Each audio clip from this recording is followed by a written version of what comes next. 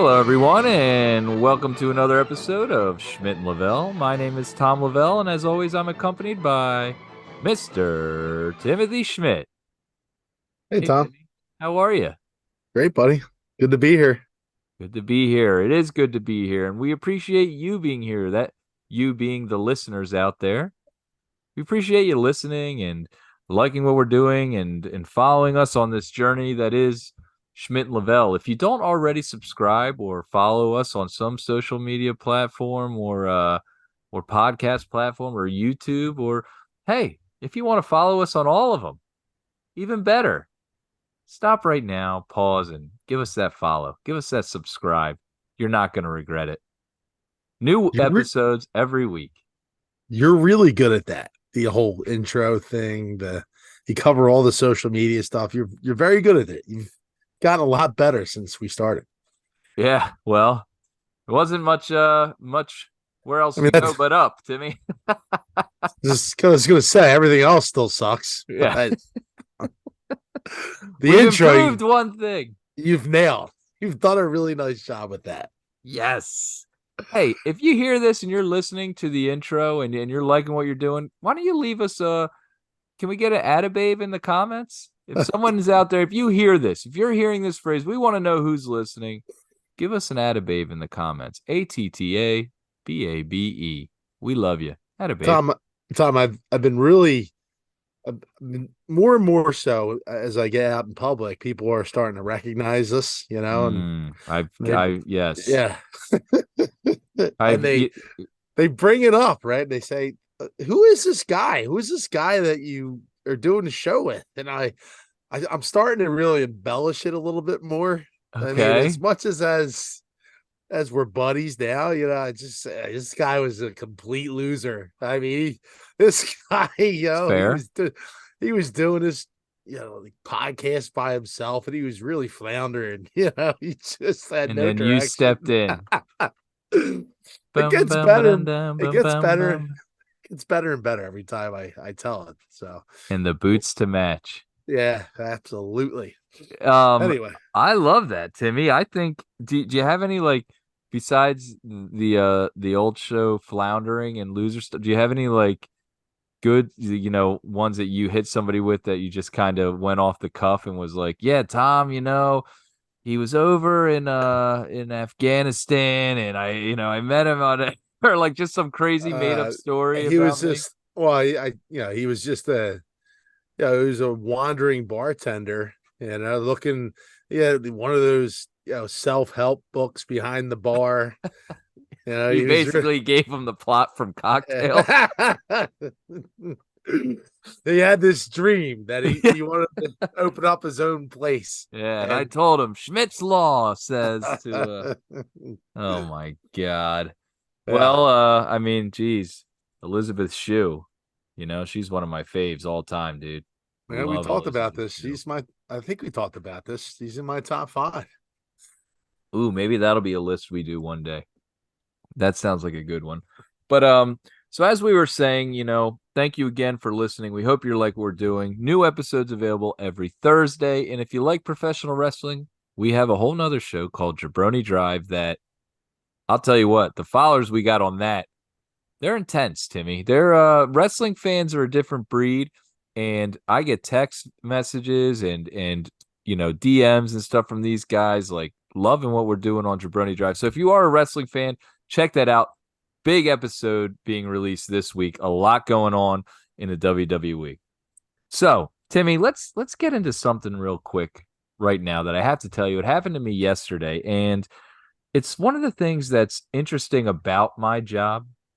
I'm a bartender, a wandering bartender, as you would tell some people that are listening to the show, that I get to deal with a lot of people from all different walks of life. Okay. And sometimes not in their best light do I see them. We've all been there, maybe had a couple too many drinks or having a bad day or whatever. And sometimes I turn into a therapist, and sometimes, I turn into a bouncer, and sometimes I turn into a political mediator, whatever it may be. So, yesterday afternoon, and this is Monday, Memorial Day. I'm working on Memorial Day, Labor Day, and I'm working on Labor Day, and we're one of the few places that stays open. And that's a kudos to Graham's Pub because we're one of the places that always stays open. This lady walks in, and if I was thinking about how I would describe her, she's a little shorter, not like fat, but a little heavier. She looks Hispanic. Okay. I don't know what ethnicity she is, but that's what, if I were to guess, I would say, you know, somewhere South America. And she comes in, she sits down at the bar. I said, "Hey, how you doing?" She said, "Oh, good. I'm just here. I'm gonna have one drink and I'm gonna get out of here." I said, "Okay, what would you like?" She said, "I don't want a beer, but I want like a mixed drink, but I don't want a Long Island iced tea." So she was basically telling me she wanted something strong, but not really a Long Island iced tea. So I said, "Well, how about you do a Bay Breeze, which is like pineapple juice, cranberry juice. Usually people use Malibu, which is a weaker liqueur, but I said we'll pump it up a little bit. We'll put some regular rum in there and some Malibu, and we'll give you that Long Island iced tea feel with a Malibu taste." Okay?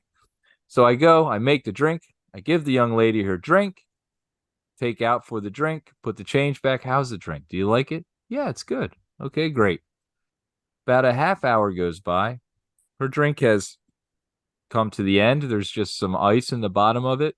She's sitting down there, and now she's kind of being animated and talking to a regular customer, Old Man Joe, we call him.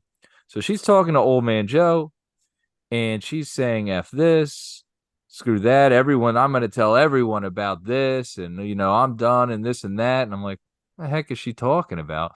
So I see Joe, and like now we're like doing like, Navy SEAL signals, like from across the bar, like, Yeah. Well, what's going on? I put up you're like, sign language. you're both formally trained, so Yeah, right. right. And so I go and I'm like, is she? And I've like pointed out, I was like, is she talking about me? And he points, he goes, "Yes, she's talking about you. Like she's talking about you." So I go over and I go, "Hey, are you all right?" "Fuck you, you racist piece of shit. Fuck you, you racist piece of shit." I was like, what? I was like, what's going on? She's like, "I've been sitting here for over an hour and a half and you haven't served me one drink. You refuse to serve me, you racist piece of shit." And I'm like, what are you talking? I thought you said you were having one and you're getting at it. If you wanted another one, I'd get you another one. Like I would have gotten you another one, but like, what's going on? Fuck you. Get out of my face. Fuck you, racist piece of shit. Fucking loser from fucking Roxborough, poor ass motherfucker. I was like, Overbite piece of shit. yeah, yeah, Fucking yeah. yeah. Balding, gaining weight, motherfucker that used to be good at golf and sucks at life now. I was like, oh. So she's like yelling all this stuff at me, and then I'm like, I don't understand what's going on. And she's like, and I'm like, what's the problem? Like, if you wanted another drink, I would have given you another drink. You said you wanted one. You didn't serve me for. I was like, man, I was like, you had a drink. We talked about what drink you would like. I made the drink, and I was like, the glass is sitting right here. The drink that you had that you're saying I didn't serve you. And like, it kind of like a look went in her eye, like, holy shit, like she remembered the drink, like in that moment that she had a drink.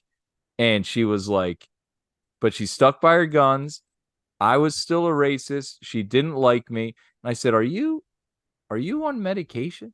You know what I mean? I was like, are you medicated? Because I'm thinking now there's like some sort of a multiple personality thing going on here where she doesn't remember.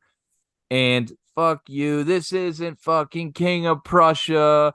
This is Roxborough. And you're a poor piece of shit. And I said, well, you got me there. You got me there. And I then she am a keeps wandering going, bartender. yeah, this isn't King of Prussia. And so at this point I said, what's ironic is I actually am the King of Prussia. I'm the King of Prussia. I used to be the Prince of Prussia, and now I'm the King of Prussia.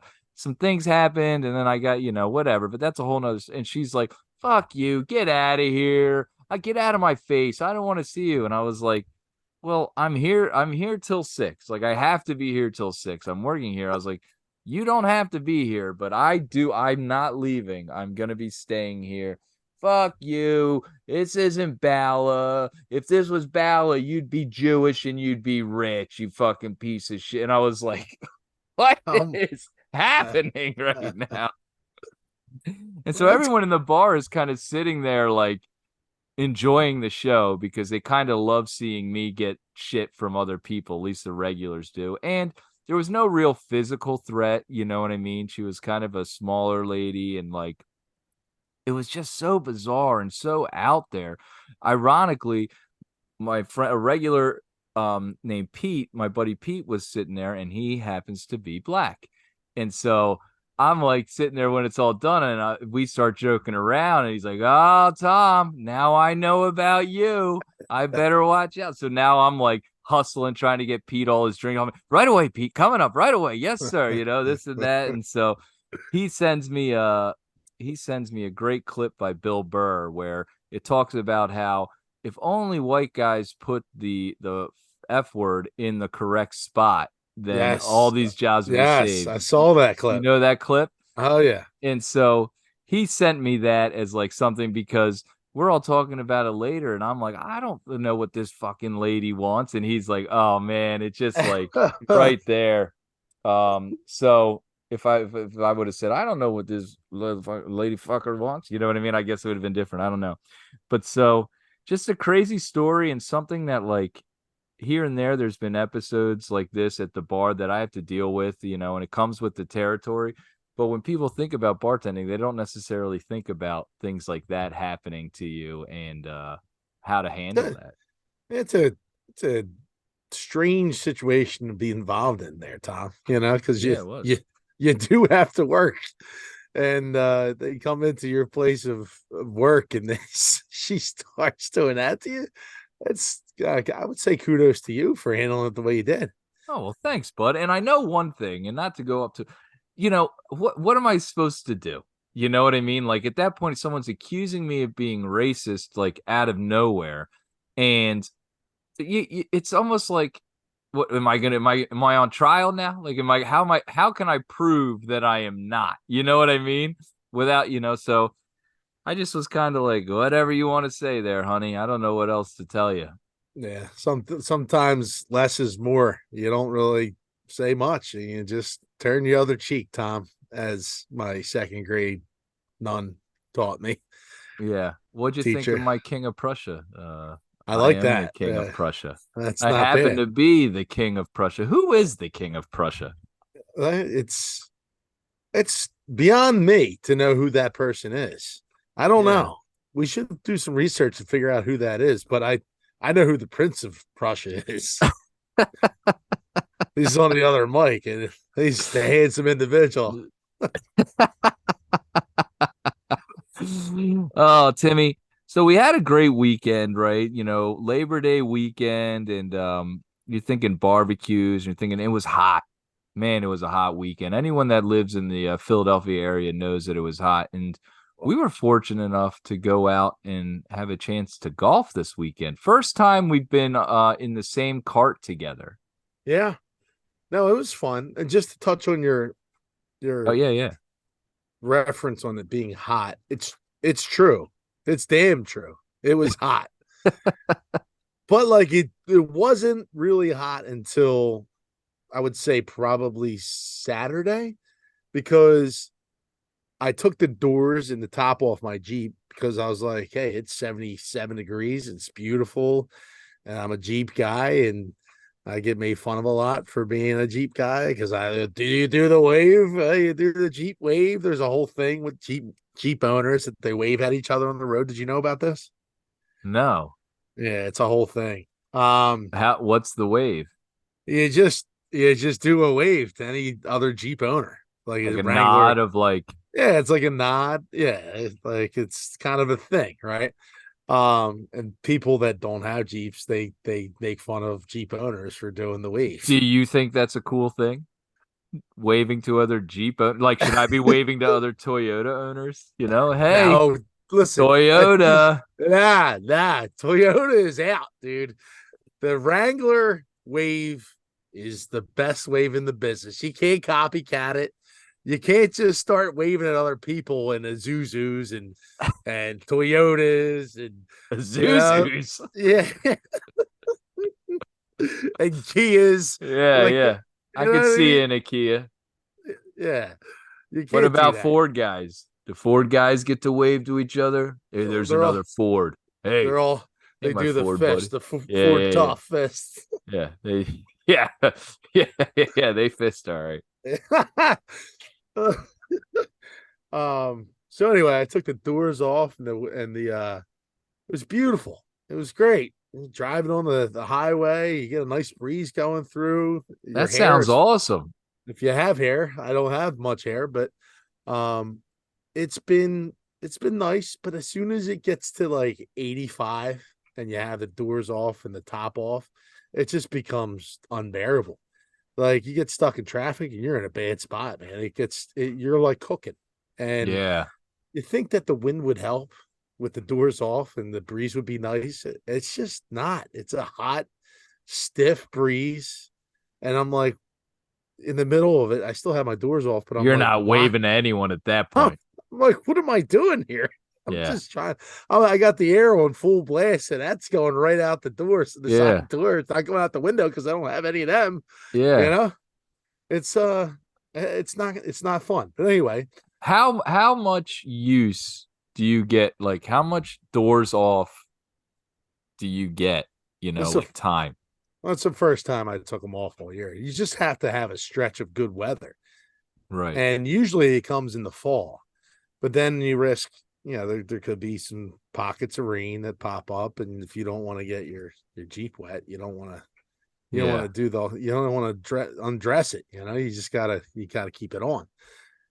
But anyway, just like I kind of got off track there. But driving to the course that we played, it was down in Delaware, and I had the doors off and the top off, and I mean, I showed up to the course like probably 10, 15 degrees hotter than everybody else Yo. because it Yeah. was it was I was already in a full lather on the putting green before I even could get onto the first hole.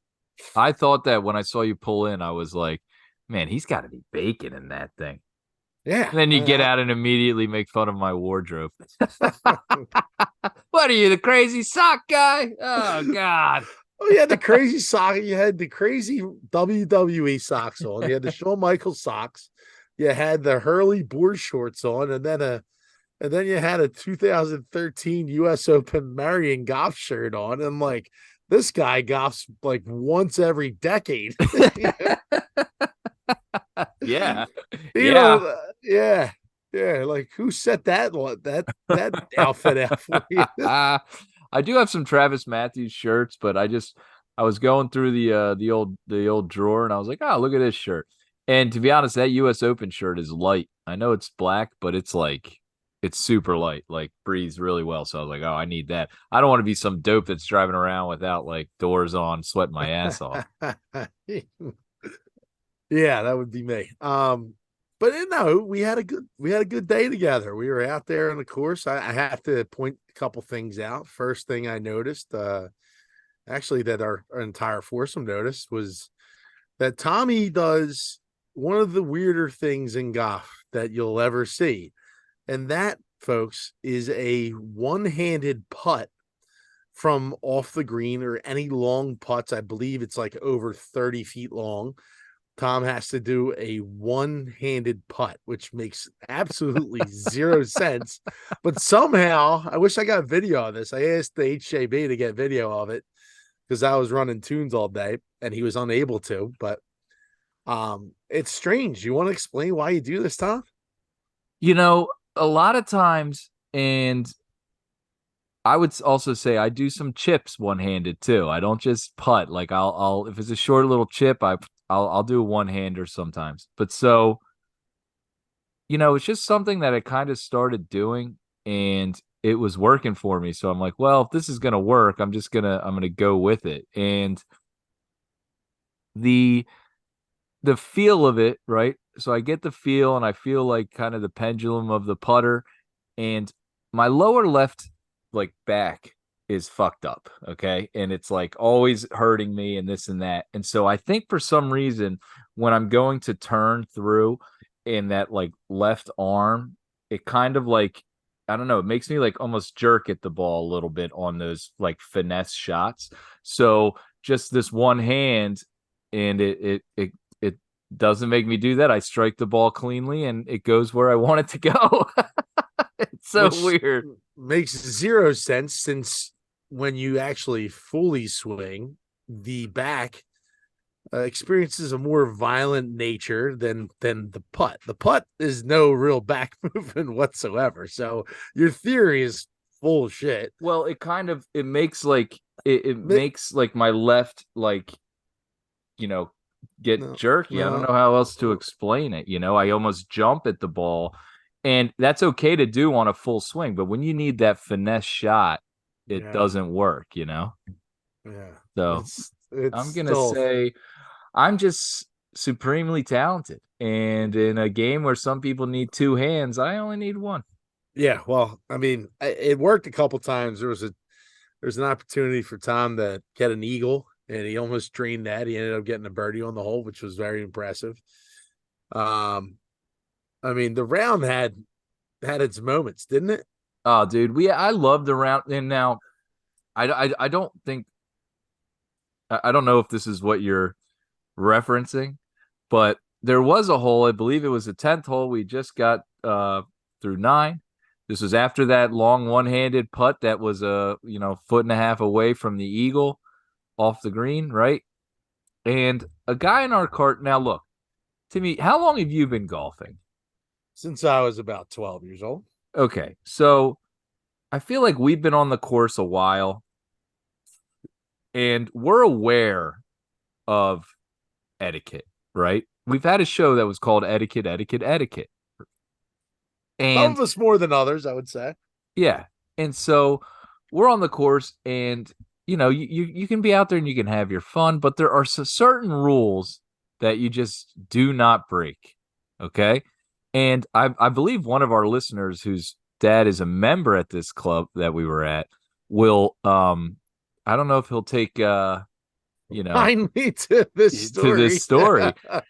Now, I will say this before I finish the story. It was an accident, but it's like that's kind of the aloof, like unaware activity that we were dealing with all day. Not so much from the guy who Well, committed this foul, so hold but on. All from right. that So group. I look as a golfer that plays way more than anybody else that we were in a foursome with. I will say it was a total accident because we did Right, not know the course. Okay. right, And this individual that was driving, he listen, you go the way this course was set up, like all of a sudden, boom, there's a green that just showed up right past the trap. And one of our playing partners hit one over the trap and it was like close to the green. right, And he had the tire on a piece of the green. There was no like damage to the green or anything like that. right. And look, I totally understand as if any golfers are out there, you can't drive on the green. We all know that. Yeah, Like that's the number one. Like you can't take.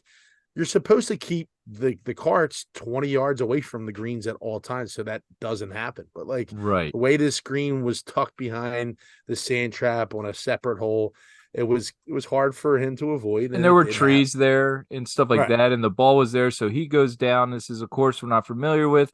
He goes over to the guy's ball and he sees, and okay, let me make a turn around. And as he's turning around, I mean, halfway through, he probably just realizes, oh shit, I might clip the green here with the tire. And not the green that we were playing, a different green. So it wasn't the Right. hole that we were on. Right. And so he does it and he drives over. There's no real damage done. Is it a foul? Sure. You're not supposed to ever drive on the green. But hey, shit happens and it is what it is. So I think the bigger foul is what happens moments after that. We then go to the green that we're on and we're putting.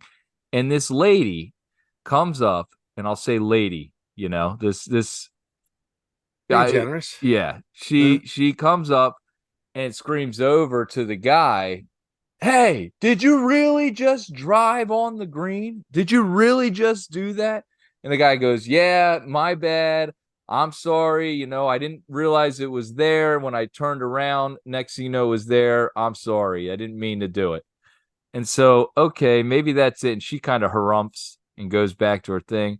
Now there's another group coming by and they're driving down to a similar area where that ball was hit. And she says, oh, don't be like these guys and drive on the green. And so then the guy in our group says, I apologize twice. What do you want? What else do you want me to do here? Right. What else am I supposed to do? I'm sorry. All right. Is there anything? And she kind of got, and to be honest, like, who the fuck is this lady that she needs to be coming over admonishing and saying, like, there was no damage done. If you look at the green, this and that, I could see you saying to your group that you're with, did you see what that fucking jerk off just did? Right. Unbelievable. Yeah. No, it's a tough situation too, because I think that course is semi-private and there's members there and they want to keep the course in good shape and they want to prevent another incident that, unlike the one that happened, a month or two ago with, At that course. yeah. Yeah. So I understand that they're guarded about their club and stuff like that. It was a total accident. Our playing partner did apologize. It wasn't like he was just poo-pooing it and just saying, whatever, lady. He was sincere about it. He felt bad. He told us he felt bad about it. Yeah. He told a grounds crew that he did it. He felt bad. He's like, hey, I don't think there's any damage. I apologize. Like he confessed. Yeah, It's like, dude, I yeah. don't think you need to tell him there's no damage.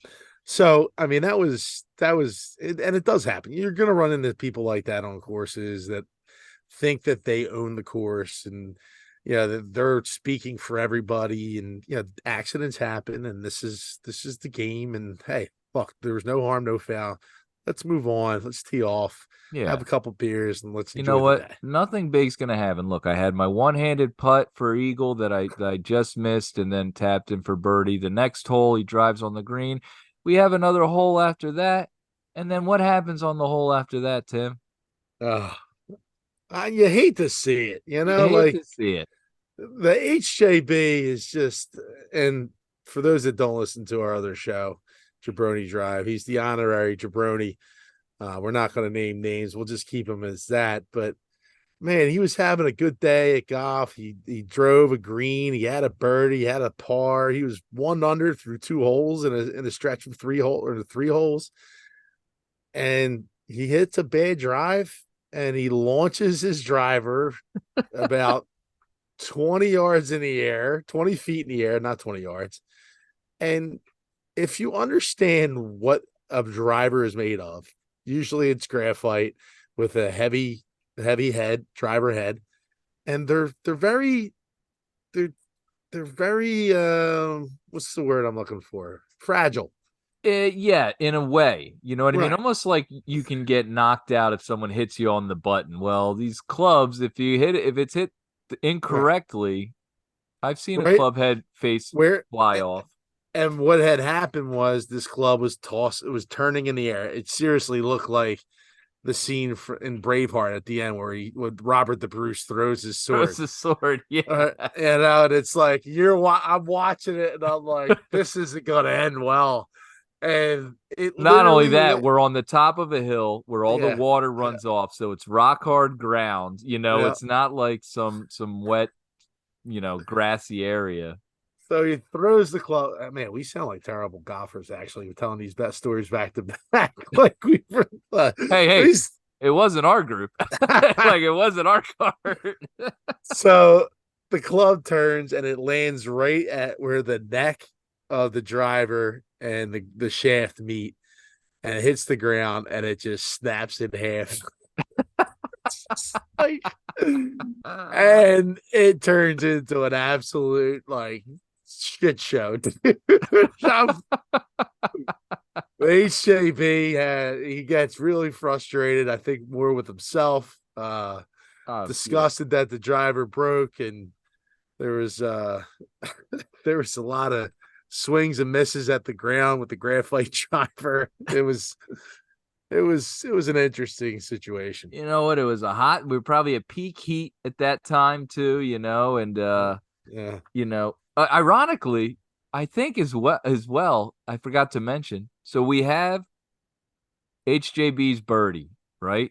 We gotta, and the rule is you have to whack a beer or whatever it is you're drinking then we have my birdie or the one-handed putt.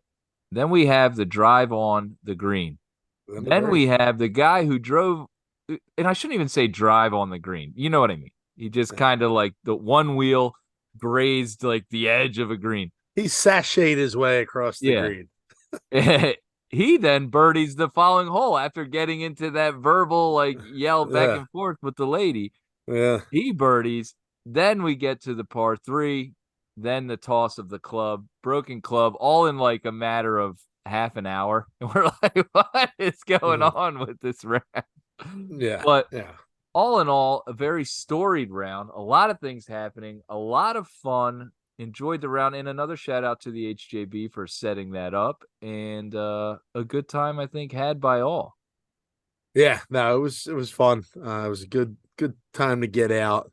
Um, we were supposed to play a little bit, of course, locally, but then we had to relocate down to Delaware. And Rock Manor is a nice course. It's a beautiful course. If you ever get a chance to play it, I would say probably try to play with somebody that's played it before, so you know the layout of the greens and Yeah, the way that the course is designed, so you have a better idea where it goes. But some blind tee shots, right, stuff like that. But it's a fun course to play. They got cool gear in the shop. They call themselves The Rock, so like a lot of their gear, their hats, their towels, all that stuff, say The Rock, a nice little reference to the 1996 movie with Nicolas Cage and Welcome to yeah, the Rock. Welcome. yeah. And to one of the greatest professional wrestlers of all time, Oh yeah. Mr. Dwayne Johnson, The Rock. Yeah. All Yeah. right, Timmy. So before we got started, you said there was something going on at the house, maybe with your dad. You said you had an interesting story. It's not well, look, it's just there's times where, as I alluded in the show to our audience, I live with my dad currently, and my sister. And yeah, it's been a couple years now since my mom passed away. And we've been taking turns like cooking for my dad, like helping him out. My dad's 80 years old, and he's just as I mean, he's a character, if you will. If he was on Seinfeld, he'd be quite the character. So for 30 years, Tom, the and everyone knows this about the Schmidt household. No one, I mean, everyone that knows us knows that the back door has been open like forever. Like we've always had an open door policy. You come over to Schmidt's house. There's a story where I had a buddy that was hammered out of his mind and he couldn't find his way home and he realized that he was on my street. He not snuck in my basement, knew my basement was open, came down, slept on the couch. My mom came down, tucked him in, didn't even realize who he was, and just just let him sleep in the basement. I get a text like my mom's like, "Oh, one of your friends slept in the basement last night," and I was like, away at college. I was like, "Who?" She's like, "Oh, I don't know. I just assumed it was one of your friends, and I tucked them in." I was like, "It could have been like some." And then later I find out it was one of my buddies, and he was like, "Yeah, I didn't feel like going home, so I just stayed at your parents' house." So that's the way the house has always been. So today I'm at breakfast with my father, and he then tells me that on Sunday night when we went to a family party that he came home and he feels that someone broke into the house. I said, "Well, Dad, how did that happen?" He goes, "Well, the back door was open and I came home and it was left wide open." I was like, "Are you sure you just didn't leave it wide open since it's been unlocked for 30 plus years?" Like he's like, "Well, I don't know, but they definitely were in there and they definitely took something." And I'm like, what's missing?" He goes, "I don't know yet." So I was like, "So you just assume that someone came into the house and just wandered around and like there's nothing missing, but you're gonna eventually find out that something's missing." He's like, "Yes." So we're Tim, sitting now's at your chance. we're sitting at breakfast, and he's trying to make small talk. He's like, "So what'd you do with my soap? I go, what are you talking about, Dad? He goes, there was a bar of soap in the shower. It was in a little soap holder, and now it's gone. He goes, did you take my soap? And I go, Dad, I did not take your soap. Like, what would I do with your soap? Like, I'm in the shower. I use soap. I'm not going to just steal your soap. Like, there's only one shower in the house. Like, I'm not taking it to another shower in the basement, or there's not an outdoor shower. So then I go, you know what, Dad? I think we just solved your mystery. I said, when we were at that family party, that guy broke into the house, went up to the shower, and took your bar of soap. Oh man. Oh my gosh. Cracked the case. Yeah. I'm like, dude, I said, Dad, Captain Winky. so here to find out, my sister ends up, she threw out the soap because it was like it just looked a mess. It was like sitting with water, and like my sister just threw it out. Yeah, And like like, that's disgusting. I'm yeah. throwing it out. Yeah. But Dad's like, oh, I've been using That that was a good soap. bar of soap Yeah. there. You owe me for a bar of soap. Yeah. That's ridiculous. Throwing out soap. Well, what's wrong? It's soap. Nothing can happen to it. It's fine. But these are the stories that I cherish. Like, you know, people always ask, how is it living with your dad? And it's like, dude, I mean, I'm getting so many like excellent moments and excellent stories that I can tell just from living with him for the last couple of years. And yeah, the stuff that I'll never forget, dude. It's just great. And it's like, I swear to God, I feel like I'm in a Seinfeld episode like every day. It's insane. Sounds like a real soap opera to me. Oh, yeah. No, no. Yeah. Hey, listen, you know, that's my type of humor. Yeah. That was a That was a that was dud. yeah, or a sud. Ah! Oh man. Oh man. Um, Timmy, enough about soap. You take my. I love that he accused you of stealing his soap. Oh, dude, he doesn't give it up. What would you do with it? Well, it's just to say, it's not even that. It's the principle of the matter, because like he just goes, this is his dadism. Like he always does this. I guess it just disappeared on its own. It just got up and walked away, just like everything else. It's like, and then he gets on his soapbox, if you will. Oh, Nobody puts anything away. They just leave it around. Yeah, just shit up the house. And like, he goes on this like tantrum. And it's just, now it's funny. When you're a kid, you were scared shitless. You're like, yeah, oh, God, better clean that up. Now you're just like, yeah. I love that your sister actually threw it out though. yeah. She's like, yeah, I saw it. It was disgusting. It looked like terrible. I thought it was trash, and I threw it out. Yeah, I She always actually send like my cleaned sister. the shower. Yeah, I send my anytime like my dad goes on these rants, like my sister and I will text back and forth, and I'm like, so Dad's accusing me of stealing his soap. She was like, oh shit, I threw it out. I was like, ah. Dad, apparently Allie broke into our house. All right, Timmy. So, exciting time of year. It's an exciting time of year because in a couple days, when this show airs, the beginning of the NFL football season will start.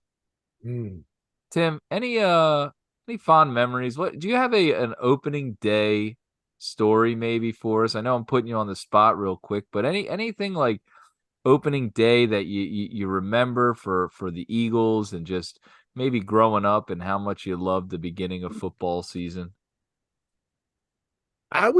Yeah, I mean, there's just, I remember one time opening day, I forget what it was, when it was.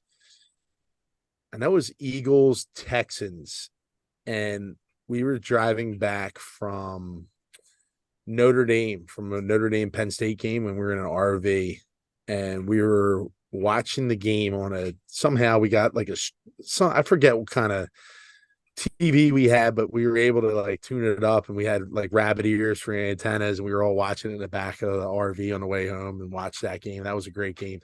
One of my fondest memories though is I scored tickets to an opening day game. It was me and my buddy Mike Rosanova, and we were so fired up. Like all of our buddies were down in the game, and like we were like, shit, like we didn't get any tickets. And then all of a sudden, I got tickets, and I sent out like a text, or I was like, yeah, you know what, Ross would love to go down to the game. And I sent him a text, and we like, dude, I floored it. We got down to the tailgate. They ended up winning the game. It was just like we were driving down, freaking out, like, like opening day. That's great. Um, I mean, I used to love going to games.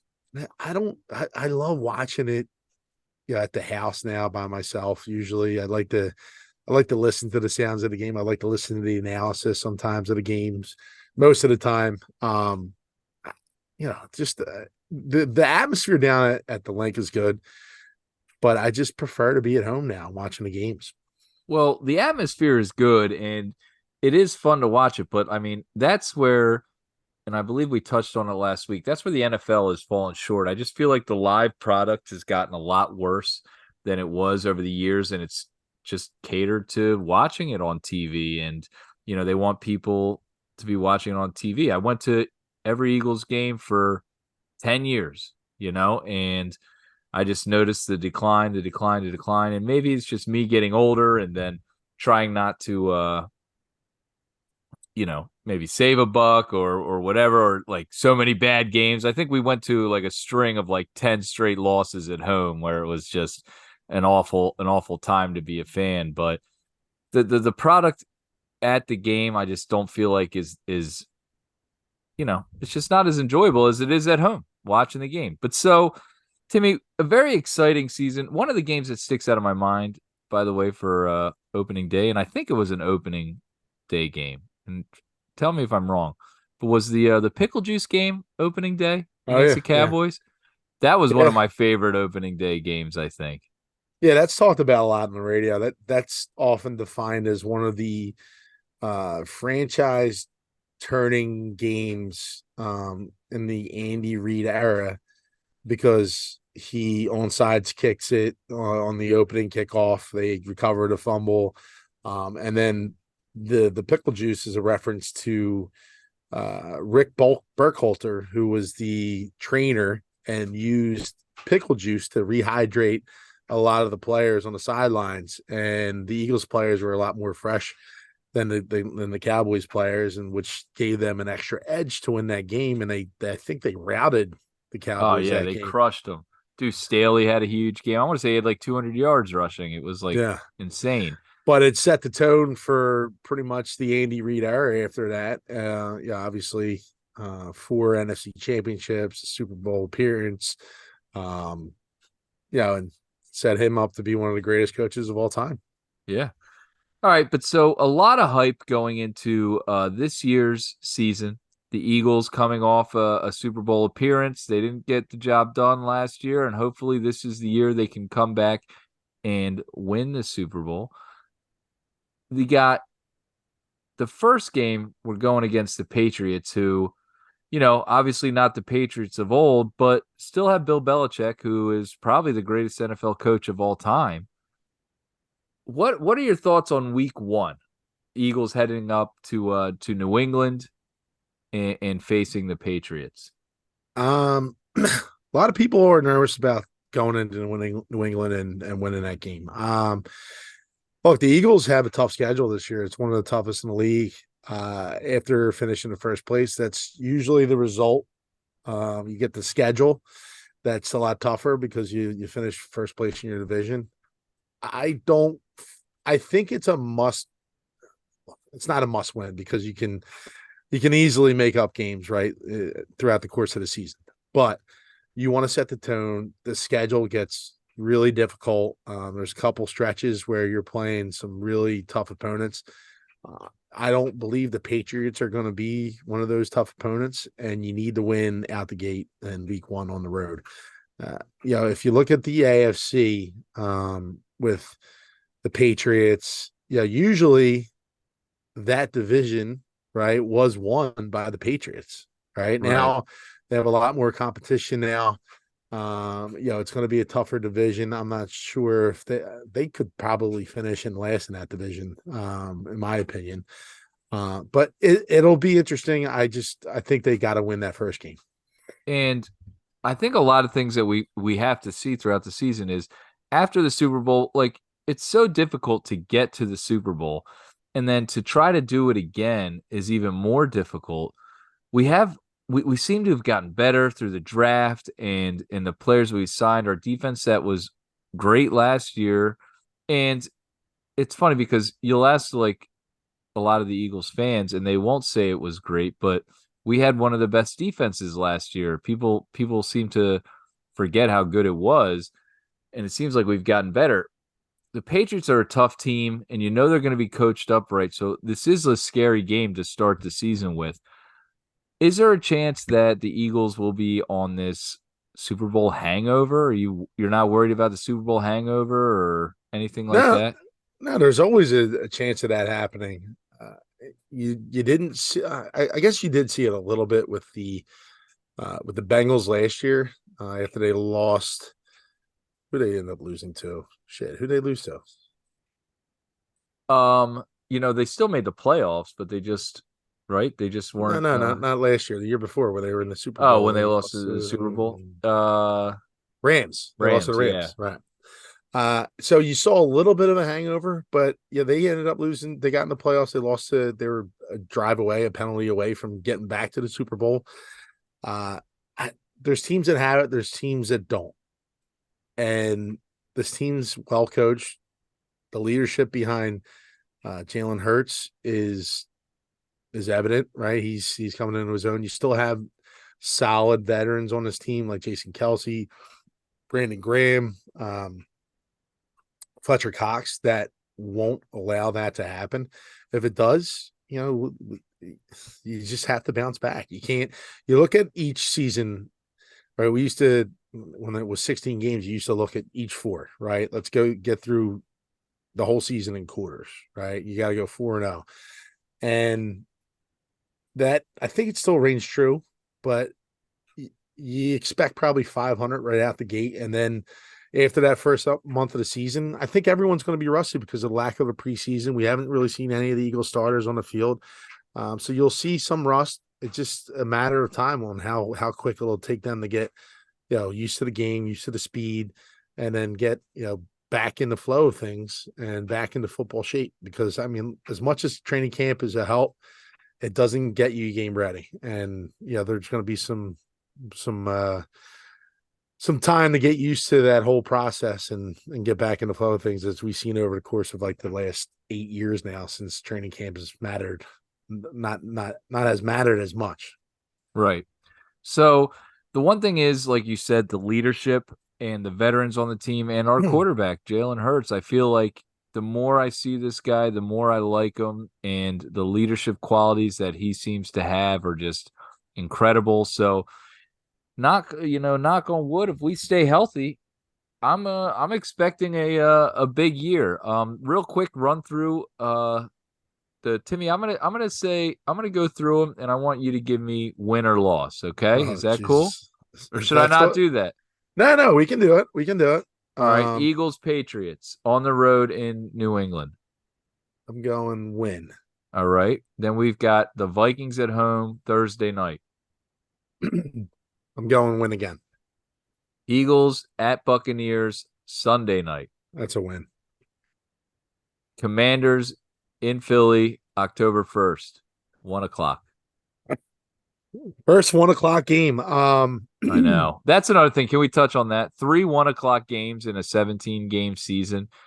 I know, like, I may be getting old, but I hate that. I hate that we're always for it. And I know they want to put us on main event times and kind of showcase the Eagles, but man, I hate the late games. I like the early games. So you're going to split probably with the Commanders. I'm going to give that one to the Commanders. All right. So that would be 3-1. All right. So then we're at the Rams, 4 o'clock a week later, October 8th. I'm gonna say that's a loss. All right. Yeah, I hate the going across country thing. So then after that, we've got the Jets, four I got o'clock that. game in That's a New Jersey. Yeah, they're gonna come back home. Obviously, you can travel right up the turnpike in the same day on that one. So I think that's a W. So Fun we're at fact, we've never lost to the Jets. that's a 4-2. We're 4-2, and we go to the Dolphins at home. That's a win. At Commanders, that's a win. Again, you're going to split those season series probably. And it all depends on that quarterback down there, Sam Howell. He's brand new. He's going to be starting this year. Let's see how he settled in. And then you come into the Cowboys at home. That's a big one. 425 Sunday. That's first game in November. I think that's a W. And then that gets you to your bye. So where are we at right now? That Right now, is we're 7-2 going into the bye. 7-2 with back-to-back losses at the Commanders and the Rams. Okay. So then we hit to week 11 at Chiefs. I think that's going to be a loss. That's 7-3. Bills at home. That's going to be a nice showcase. Both teams, that's Thanksgiving weekend, I believe. Um, Yeah. I'm going to say that's a win. Both teams are now should be obviously in the later part of their seasons. All signs pointing to the playoffs really shaping up at this point, and this game probably means a lot. I think they get the W there. And this is the tough stretch, right? This is the hardest stretch. You go Cowboys, right? Niners, You go Cowboys. you go Cowboys, then you go bye, and then you have Chiefs, Bills, Oh, yeah, Niners, yeah. and Cowboys again. I mean, that's a tough 5 week stretch, and there's no way that you're going to go 5-0 during that stretch. I think, I think that you're going to. There's so much bad blood between the Eagles and the Niners. All that shit talking that's been going on since that playoff game, Yeah. and it all depends on how their season is going. I think the Niners have they have great offensive weapons. And Brandon Ayuk, they have Christian McCaffrey, they have Debo Samuel, all these guys that are great. And Brock Purdy has been this guy who's been like a game manager. He's managed his way through the play or into the playoffs last year. He handled them pretty well. It's going to be interesting to see where the Niners are at in week 13. Um, but I still think the Eagles win that game no matter what. And then at Cowboys, I think they lose that game. So, man, let's see. Where are we at right now? I'm 9-4 right now after the Cowboys. And then we go to Seattle. Seattle is a tough place to play, but I still think they're not as talented as the Eagles. I think they win that one.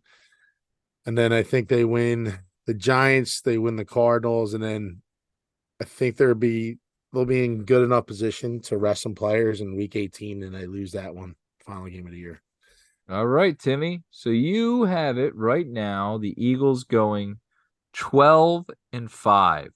Yeah. It sounds about right. I'd be happy with that. Yeah. You tell me at the end of the year we're 12-5 and definitely a playoff berth with that record. Probably one of the higher seeds too.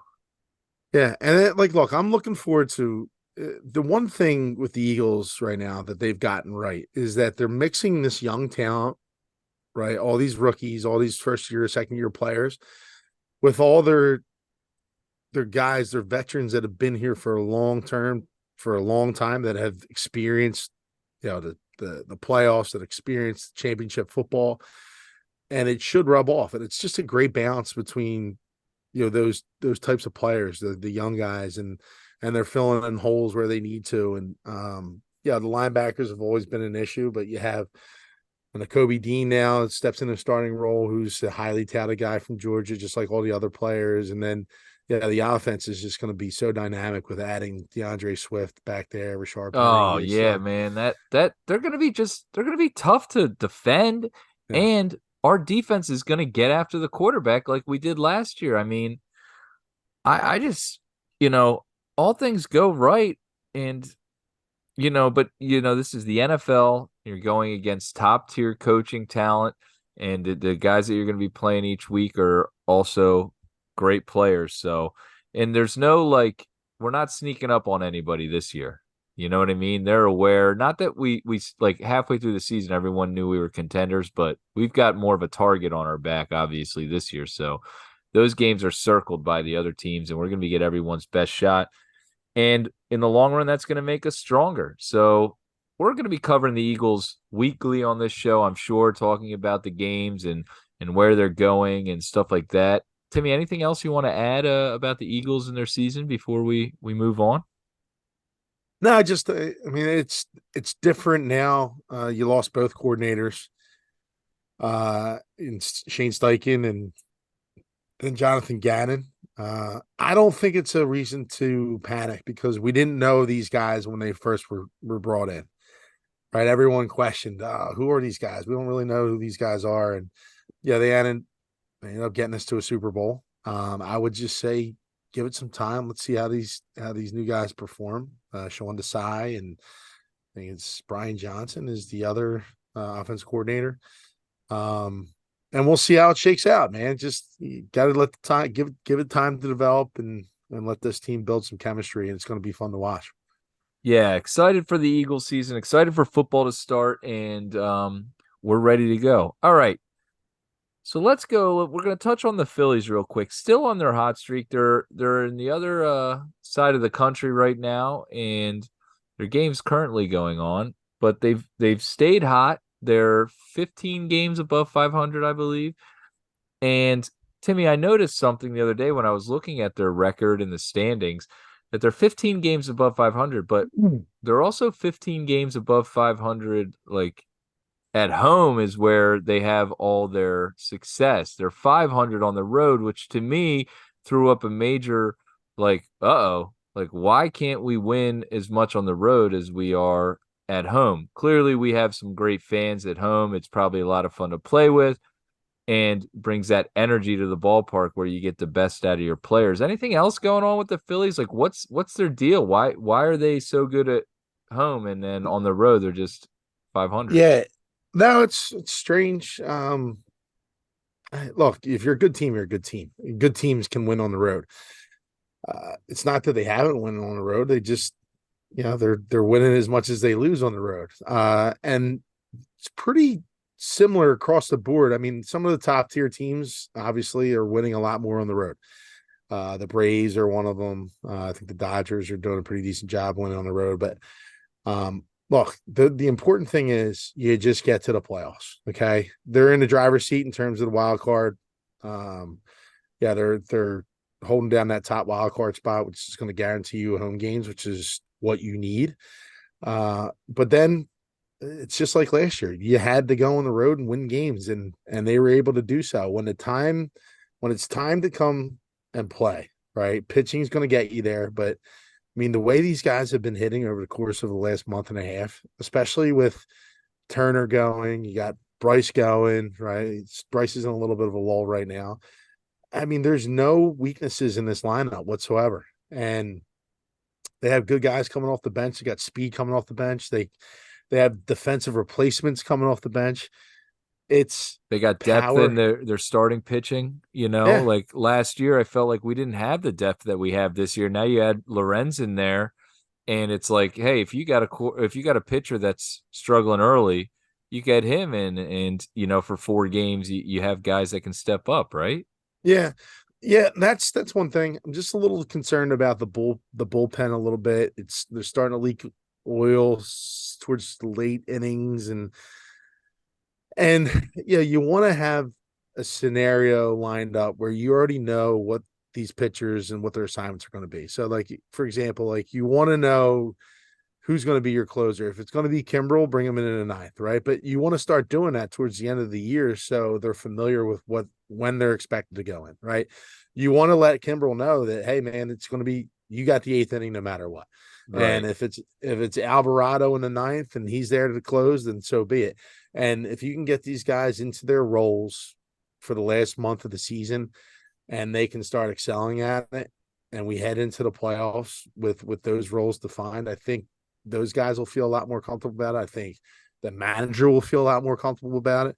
And then just the players obviously that are on the field know what to expect, know who's going to be on the mound. It's just a comfort level with all of them heading into the playoffs. So Yeah. it'll be And interesting. It'll be interesting to see how it plays out because they have been, like I said, leaking some oil. They've been giving up late runs, and it's been I've been losing some fingernails in the last 2 weeks with the way they're shutting down games. But yeah. And next week we got a big series against the Braves coming up. So I'm looking forward to that. And you have I think we have the seven Mets and the Braves, right? you have 7 games against the Braves coming up over the course of last month. Other than that, I mean, there's nobody else that is going to challenge you besides the Braves, and I'm expecting them to kind of split those games. You're not going to lose 7 games to the Braves. You're going to probably even out there, but we'll see how it plays out. It'll be a good test heading into the playoffs, so you know where you got. We had the Braves number in the playoffs last year, and if we can do some damage at the end of the year and kind of raise some questions and have them question themselves before we head to the playoffs, because you're going to eventually see them no matter what. It'll be fun. Yeah. And so we're looking forward to that and circling those games next couple weeks, the 7 games, as you said, against the Braves. Timmy, I want to move on now to some big moments from this past weekend and in college football. The biggest one I circled was the Colorado TCU game. And I'm a huge Deion Sanders fan. He's one of my favorite all-time players as far as like just overall, like one of the greatest players I've ever seen play. And this guy's a winner. I knew he would succeed. Tim, do you know what the over under for wins for the season for Colorado's football team was before Saturday's game? I did not. I would assume that would probably be somewhere around 4.5. 3.5 wins.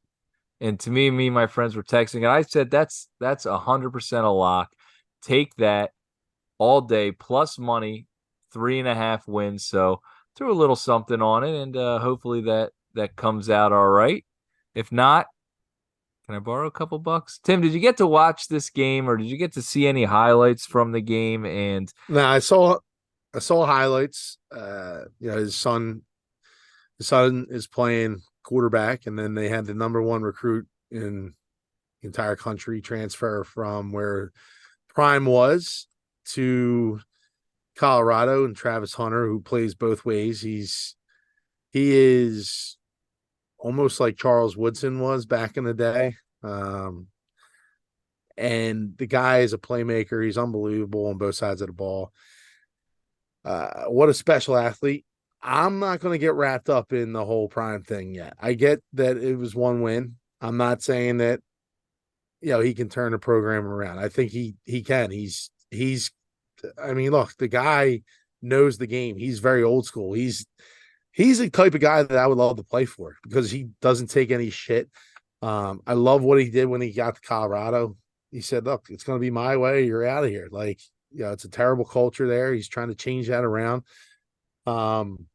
And you got to prove yourself, which I love. But the big thing to me, besides that, like Colorado is a nice story. Coach Prime is a nice story.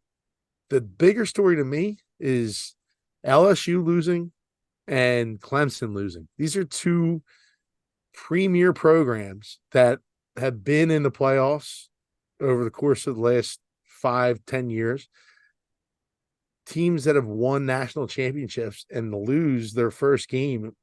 And it's like, holy shit. Like, I think the transfer portal is really having an effect on college football. oh yeah, These NILs, these players are going to different places and they're going where the money is, and it's crazy to see. Look, these teams probably just played bad football, and I didn't get to watch both games from start to finish, and I didn't get to see yeah, every single minute of every single game. But those teams that are in the top 10 that lost, I think is a bigger deal than Coach Prime winning his first game at Colorado. I hope to God he Well, hold wins. on a second.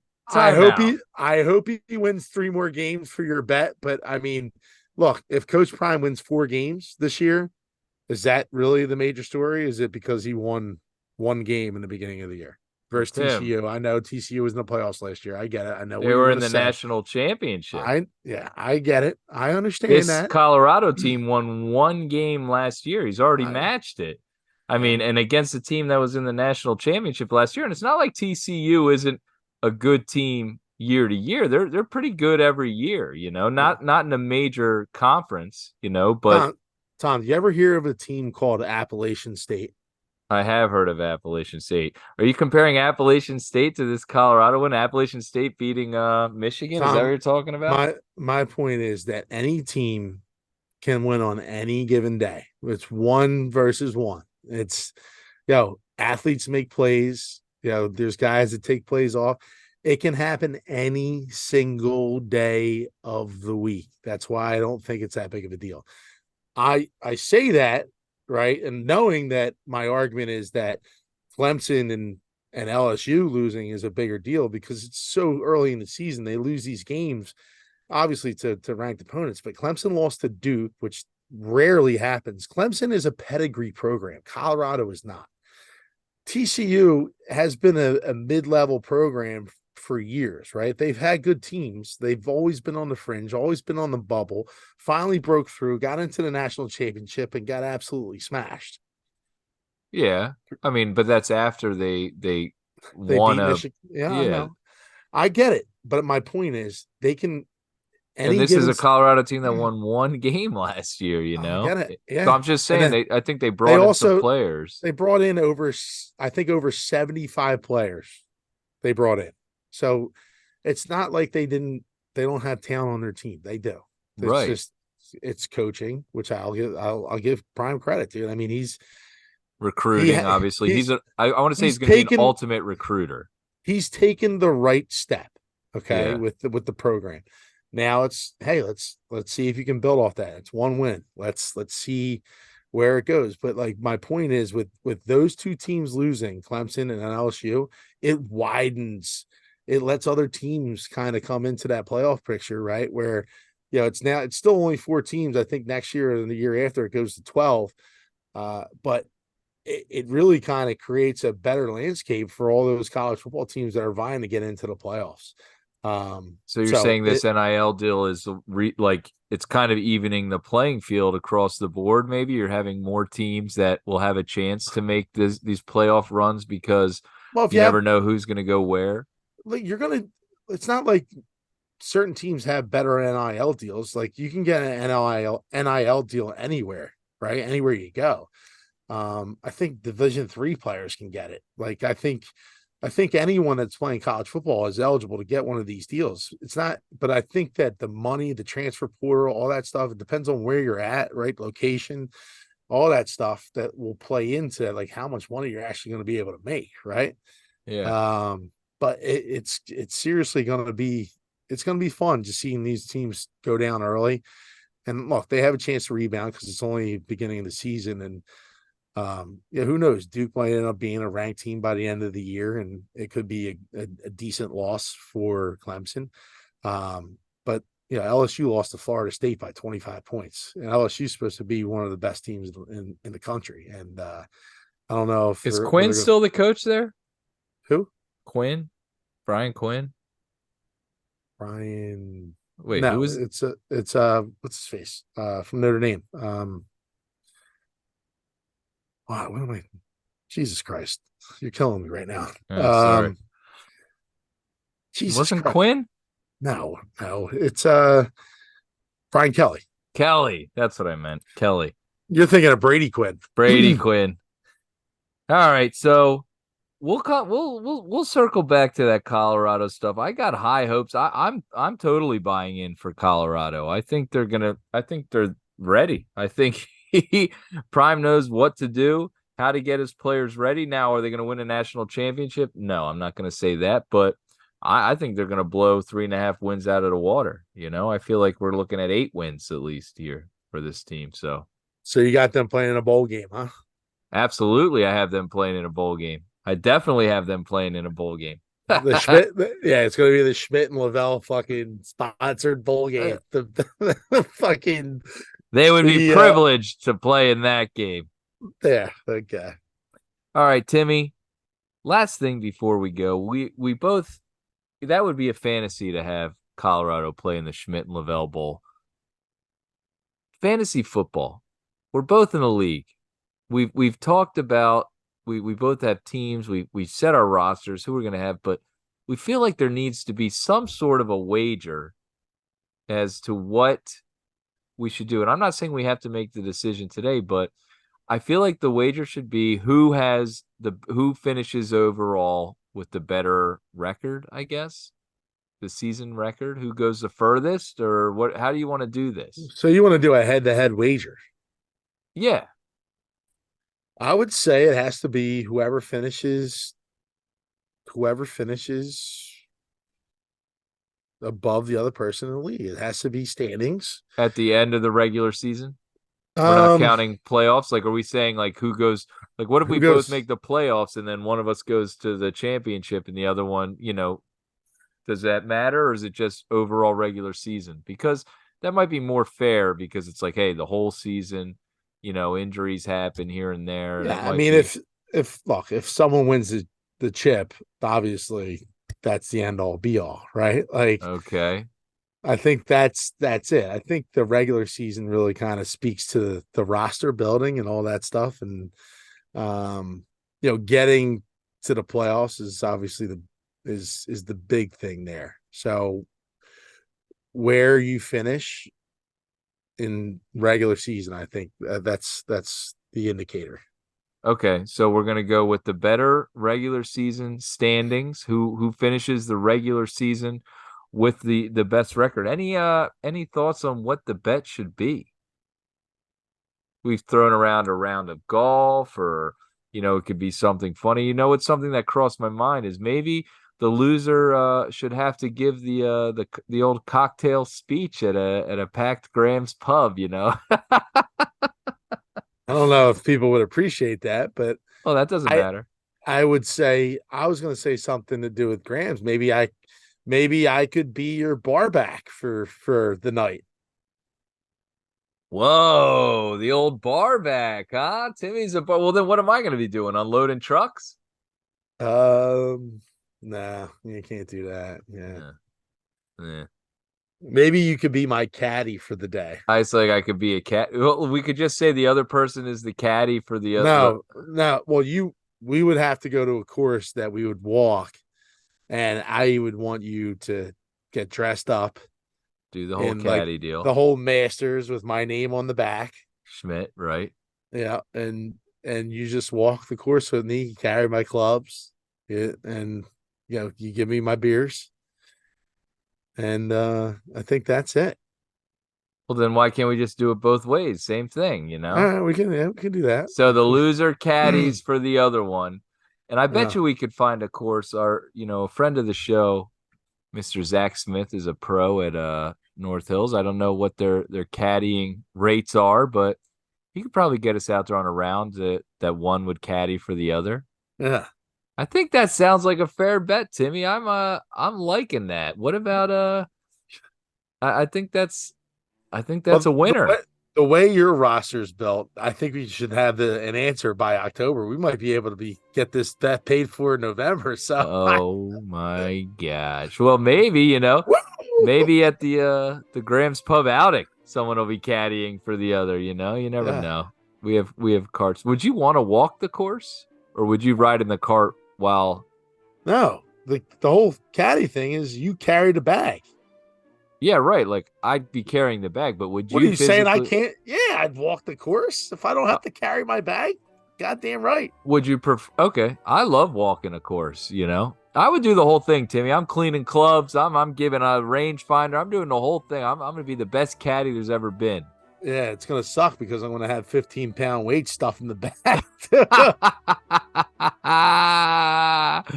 Oh man. Stacking them up. That's pretty heavy stuff there, Timmy. And before we sign off, we just want to give a shout out to everyone that's still listening, that follows the show. We hope you enjoy the show each week. New episodes every Thursday. We run long tonight. I have no idea. No. It was a good show. It just goes so smooth, Tom. Me and you. As they say, time flies when you're recording Schmidt and Lavelle. That's right. So if you haven't already done it, please give us a subscribe. Share some of our videos. We put out some funny stuff. People seem to like it. Say, hey, you should check these guys out. Put it on your story. Tweet it. Do whatever it is you'd like to do. We love you. Timmy, anything you want to say to all the Schmidt Lavellites out there before we sign off? No, hopefully it was a good summer for everybody, and we're looking forward to getting into football season, really sink our teeth into the Eagles and everything else that is Schmidt and Lavelle. Amen. Love you. See you next week.